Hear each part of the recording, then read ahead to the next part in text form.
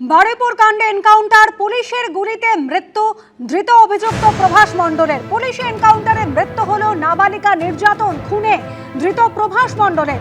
ঘটনার পুনর্নির্মাণের সময় পালানোর চেষ্টা করে প্রভাস মণ্ডল, এমনই দাবি পুলিশের। গতকাল মধ্যরাতে নিয়ে যাওয়া হয়েছিল একেবারে ঘটনাস্থলে। সেই সময় পুলিশের সার্ভিস রিভলভার ছিনিয়ে এনে পালানোর চেষ্টা করে প্রভাস মণ্ডল। আত্মরক্ষার্থে পাল্টা গুলি চালায় পুলিশ। সেই সময় মৃত্যু হয় প্রভাস মণ্ডলের।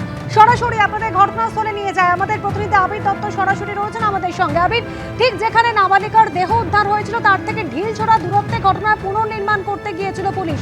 তুমি যেখানে দাঁড়িয়ে রয়েছে একেবারে পাশে ঘেরা জায়গা রয়েছে, এখানেই হয়েছে এনকাউন্টার। পালানোর চেষ্টা করেছিল প্রভাস। একেবারেই এই হচ্ছে সেই জায়গা, যে জায়গা ঘিরে রাখা হয়েছে। এখানে প্রভাস মণ্ডলকে এনকাউন্টার করা হয়েছে এবং এই জায়গা থেকে ঢিলছোড়া দূরত্বেই ওই নাবালিকার মৃতদেহ উদ্ধার করা হয়েছিল। শনিবার দিন যখন এই ঘটনা ঘটে, পুলিশকে খবর দেওয়ার পরে একাধিক অভিযোগ তোলেন পরিবারের সদস্যরা এবং পরবর্তীকালে যখন রবিবার দিন মৃতদেহ উদ্ধার করা হয়, তারপরে ময়নাতদন্ত করা হয়। এরপরে দুটি সিসি ক্যামেরার ফুটেজ থেকে প্রভাস মণ্ডলকে দেখা যায়। এই প্রভাস মণ্ডল শুরু থেকেই তদন্তকারীদের যে বয়ান দিচ্ছিল বা তাকে যখন জেরা করা হচ্ছে, সে যে বক্তব্য দিচ্ছে তাতে কোনো না কোনোভাবে তদন্তের মোড় ঘুরিয়ে দেওয়ার একটা চেষ্টা হয়েছিল বলে মনে করছিলেন তদন্তকারীরা। কিন্তু যে পারিপার্শ্বিক তথ্য প্রমাণ, ডিজিটাল এভিডেন্স এবং মেডিকেল রিপোর্টগুলো, সেগুলো বলছিল অন্য কথা এবং তার যে বক্তব্য তার কিন্তু পুরোপুরি বিপরীতমুখী। এরপর গতকাল যখন রিকনস্ট্রাকশনের জন্য বা পুনর্নির্মাণ করার জন্য তদন্তকারী আধিকারিকরা এই মূল অভিযুক্ত প্রভাস মণ্ডলকে নিয়ে আসে এই জায়গায়, যে জায়গাটি সূর্যপুর যে স্টেশন, সেই স্টেশন থেকে প্রায় 50 মিটার দূরত্ব, শুধুমাত্র লাইনে 50 মিটার দূরত্ব, রেল লাইন বরাবর তাকে নিয়ে আসা হয়। তারপরে ডান দিকে প্রায় বলা যায় যে আরও 50 মিটার দূরত্ব, যেখানে দুর্গম পথ এবং দেখলেই তুমি বুঝতে পারছো এটা কিন্তু হেঁটে যাওয়ার রাস্তা। সামনে রয়েছে ক্ষেত এবং সামনে যে আল বরাবর যে রাস্তাটা, সেখানে সম্পূর্ণ কাদাময় এবং সেখান থেকে হাঁটাও যায় না, জলমগ্ন। সেই জায়গায় যখন নিয়ে আসা হয় তখন দেখা যায় যে একজন পুলিশ অফিসার, যিনি এসআই র্যাঙ্কের অফিসার, তার আগ্নেয়াস্ত্র ছিনতাই করে সে পালানোর চেষ্টা করে। ঠিক যে জায়গায় আমরা দাঁড়িয়ে রয়েছি সেখান থেকে সামনেই এই যে জায়গা, সেই জায়গাতে প্রথম মৃতদেহ উদ্ধার করা হয়েছিল ওই নাবালিকার। সেখানে যখন তাকে নিয়ে যাওয়া হয়, সেখানে এই যে পথ দেখা যাচ্ছে আল বরাবর, সেখান থেকে সে পালিয়ে যাওয়ার চেষ্টা করে।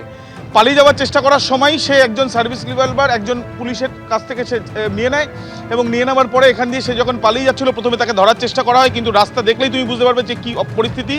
দৌড়ে গিয়ে তাকে ধরা সম্ভব হয়নি এবং তারপরেই আত্মরক্ষার জন্য, যেহেতু গুলি চালাচ্ছিল সে পুলিশকে লক্ষ্য করে, তখন গুলি চালানো হয় এবং এনকাউন্টার করা হয়। এই যে জায়গা ঘিরে রাখা হয়েছে, এই জায়গার আশেপাশের জায়গাটাই তুমি বুঝতে পারছো যে যদি এই জায়গাতে এনকাউন্টার যেখানে করা হয়েছে তার পাশে এত বড় বড় যে গাছ রয়েছে, জঙ্গলময় জায়গা, সেখানে যদি রাতের ঘুটঘুটে অন্ধকার এবং টানা বৃষ্টি পড়ছে এবং সেখান থেকে এক অভিযুক্ত এই ধরনের হেনিয়াস ক্রাইম, যেখানে নাবালিকাকে নৃশংসভাবে ধর্ষণ করে খুন করা হয়েছে এবং তারপরে দেহ লোপাট করা হয়েছে সুপরিকল্পনা করে বস্তার মধ্যে ঢুকিয়ে, সেই ঘটনার অভিযুক্ত যখন পালিয়ে যাওয়ার চেষ্টা করছে, তখন পুলিশকে লক্ষ্য করে গুলি চালাতে এক রাউন্ড গুলি ফায়ার করা হয়েছে। পুলিশ সূত্রে খবর এখনো পর্যন্ত যে এই হচ্ছে সেই জায়গা যেখানে তাকে পাওয়া যায়, অর্থাৎ সে যখন পালিয়ে যাওয়ার চেষ্টা করে তাকে লক্ষ্য করে গুলি চালানো হয়, এনকাউন্টার করা হয়।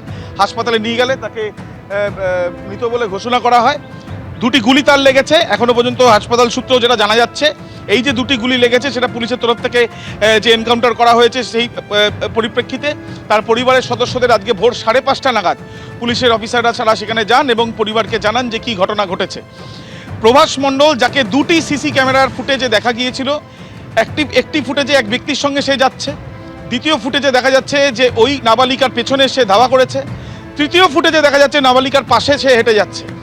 এই যে ফুটেজ যেগুলো হাতে পায় তদন্তকারীরা, যেখান থেকে প্রথম সূত্র মেলে যে এই তদন্ত এগিয়ে নিয়ে যাওয়ার জন্য, তার পরবর্তীকালে যে কটি সিসি ক্যামেরা পাওয়া গিয়েছে, কোনো জায়গাতে অন্য কাউকে না দেখা গেলেও প্রভাসকে কিন্তু দেখা গিয়েছিল এই দুটি সিসি ক্যামেরার ফুটেজ থেকে। তারপরে শুরু হয় জেরার পর্ব, তারপরে শুরু হয় বিভিন্ন পারিপার্শ্বিক তথ্য প্রমাণ সংগ্রহের প্রক্রিয়া, ডিজিটাল এভিডেন্স থেকে আরম্ভ করে মেডিকেল রিপোর্ট এবং তার সাথে সাথে তাদের সোর্স মারফত যে খবরগুলো তারা সংগ্রহ করেন সেগুলো তারা করেছেন। এবং যেটা দেখা গেল যে রিকনস্ট্রাকশন করতে গিয়ে বা ঘটনার পুনর্নির্মাণ করতে গিয়ে পালিয়ে যাওয়ার চেষ্টা করে ধর্ষণে অভিযুক্ত এই প্রভাস মণ্ডল এবং পুলিশকে লক্ষ্য করে গুলি চালায়। আত্মরক্ষার স্বার্থে পুলিশ গুলি চালিয়েছে বলেই পুলিশের দাবি। একেবারে আবির, এবং একটি গুলি লাগে প্রভাসের পাঁজরে, অন্যটি পেটে, এমনই দাবি করা হচ্ছে পুলিশের পক্ষ থেকে। আজ সকালেও পুলিশ অফিসাররা তারা এসেছিলেন ঘটনাস্থলে গিয়ে ভিডিওগ্রাফি করা হয়েছে। এখন এনকাউন্টারে মৃত্যু হয়েছে অভিযুক্ত প্রভাস মণ্ডলের। তার মা বলছেন যে যেমন দুষ্কর্ম করেছে তার ছেলে তেমনই ফল পেয়েছে, দেহ আনতে তারা যাবেন না। শোনাবো। ও যেরকম কর্ম করেছে, মারা গেছে, ও যেন দুষ্কর্ম করেছে, আমার কোনো আর আপত্তি নেই, আর কষ্ট নেই, আর দুঃখ নেই। ও যেরকম একটা মেয়ের কষ্ট দিয়ে মেরেছে, ও তো সেই মরেছে। এবিপি আনন্দ, এগিয়ে থাকে, এগিয়ে রাখে।